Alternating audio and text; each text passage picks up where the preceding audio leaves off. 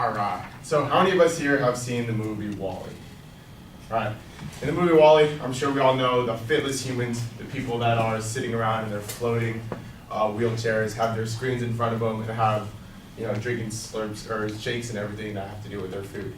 We all have that one, or we all remember that one scene where one of the guys falls out and needs the assistance of a robot to get back into this chair. And I'm not saying it's this drastic, but if America doesn't change its eating habits, that is the kind of lifestyle I believe we're heading towards.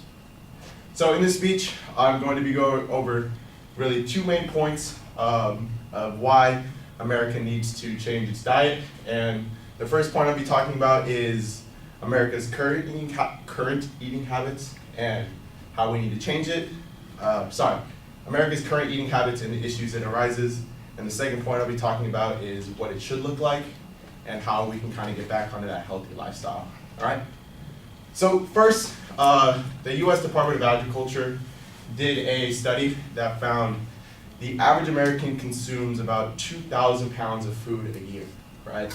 So to put that in perspective, a Volkswagen Bug weighs about 2,000 pounds. So it's crazy. A person consumes a Volkswagen Bug worth of food every single year. It's not necessarily that bad, but the way it is consumed and the portion sizes is where the issues arise. So breaking that down a little bit more, about 650 pounds of that comes from dairy. Dairy being cheese, milk, ice cream, things along that line. About 420 pounds come from vegetables. And you say, okay, vegetables, that's good, but the vegetables they're referring to are mostly corn and potatoes, which is not the vegetables we should be consuming. About 300 pounds come from grains, and then about 200 pounds come from poultry, all right? So another issue and why we're eating so much is because of this thing called portion distortion. And the Heart, Lung, and Blood Institute did a survey that wrote an article that compared the portion sizes and the serving sizes from now and about 20 years ago. So about 20 years ago, there was a cheeseburger, and you got a cheeseburger, and it was, about the size of a DVD, right? A little DVD disc. And that cheeseburger was about 350 calories. But now, that cheeseburger is almost a size and a half, so about twice the size, and is about 600 calories. So that's twice the amount of calories that we're consuming, just because the restaurants and everything are serving bigger portions. Another example is Coke. So the average serving of Coke used to be about 6.5 ounces and was about 80 calories. And now the average Coke is a 20-ounce bottle and is roughly 300 calories. The fun fact is if you actually look at the bottom, or the label on the Coke bottle, the one bottle is actually 2.5 servings. And let's be real, not many of us drink a Coke bottle 2.5 times, right? We finish it right when we get it.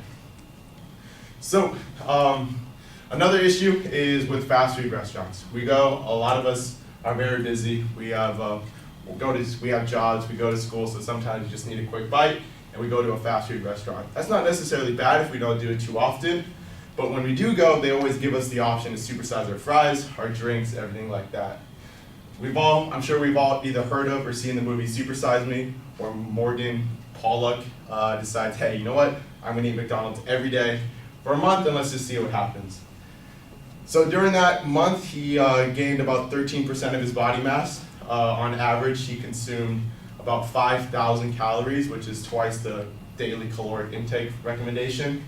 And in order to lose all of the weight that he put on with that 1 month, he had to go on a very, very strict 14-month eating diet, which was completely vegan and had to do a lot of exercise.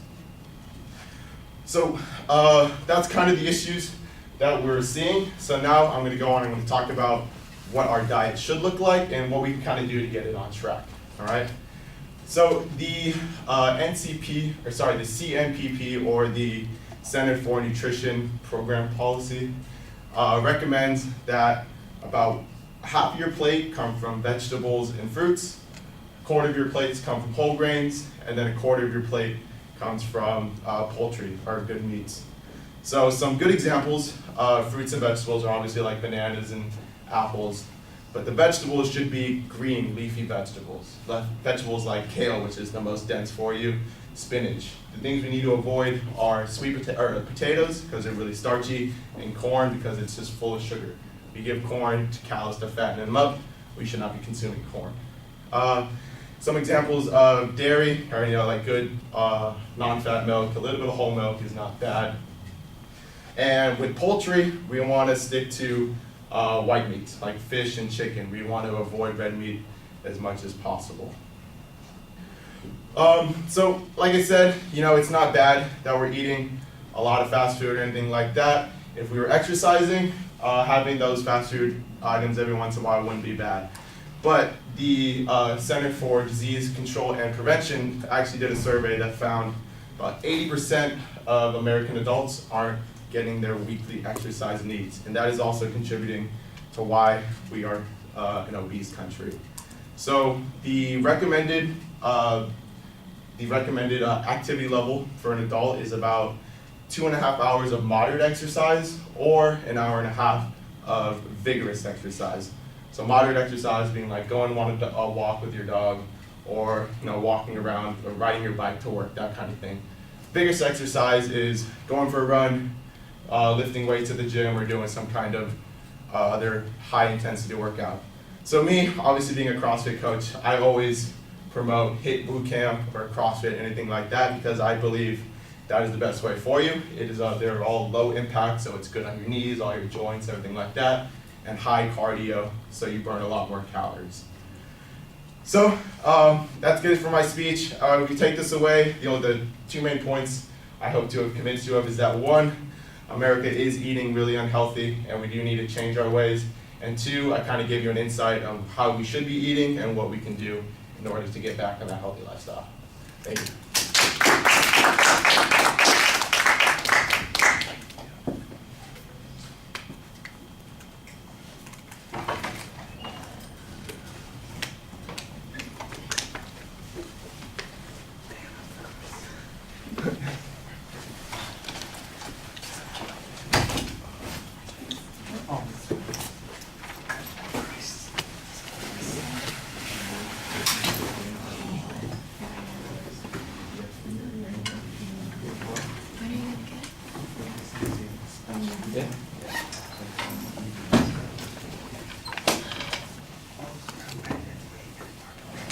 Marissa, some comments? I thought you had a really good introduction question. I thought it kind of captivated the audience for a second. The thesis was really good, and it felt like he had good information in his opening introduction. It was well thought out. He cited some of the sources that he used, so that made it more convincing. I thought that was good. He had really good information on Coke, which I don't like. He had a good reference to Super Size Me, which which is a good movie, and I thought that made it more compelling, his speech.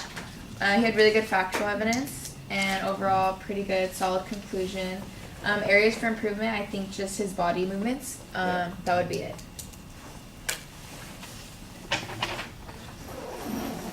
All right, yeah, I like the reference to the movie at the beginning. You've got a nice negative visualization to get us started.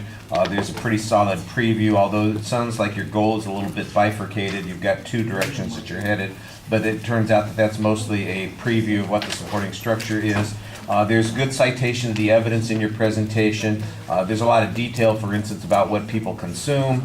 That's okay. The relationship between the amount of food that they consume or the types of food they consume and the lack of healthiness or other issues, I think, needs to be developed a little bit more. The fact that people consume as much of these different things that you talk about, that might be true. Where's the part that tells us that there's a harmful consequence as a result of that? That, I think, was missing. That's kind of part of the problem is missing there.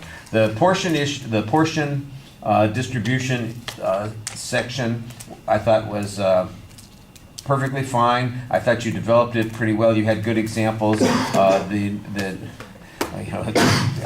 know that it's 2.5 servings. I think that's kind of funny. That you're right. Most people don't think of that as being multiple servings. They think of that as a single serving, and That is true. Although some things might be getting bigger, I got to be honest with you, other things seem to be getting smaller, so I'm not exactly sure whether or not it balances out. I saw a Twinkie the other day, and I said, that's about a third of the size that Twinkies used to be. Is this really the way that it's going? Everybody's trying to be healthy, and candy bars are all smaller, so. But that's, something that's definitely sugary, as opposed to these other things that, we may not be thinking of as being particularly problematic, and maybe that's part of the problem. The example of the movie and Morgan Spurlock, well, that was perfectly fine, although I think you'll discover that there isn't the same sort of pressure to supersize anymore. They don't even have that as a label on McDonald's anymore, so I don't know if that's a result of the movie or not, but it's certainly not the upselling that they used to do that's going on there.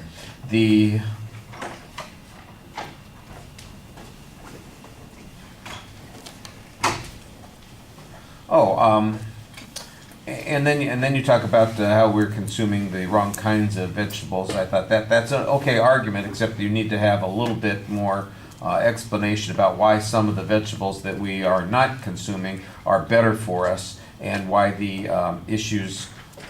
I mean, you would just have a wholesale dismissal of certain kinds of vegetables. I'm not exactly sure that that's going to sell with anybody. You're probably better off suggesting that people reemphasize or put it in a different proportion of eating those foods, rather than saying stop eating corn, for instance, or potatoes. I doubt that you're going to find anybody who's going to go along with those sorts of suggestions.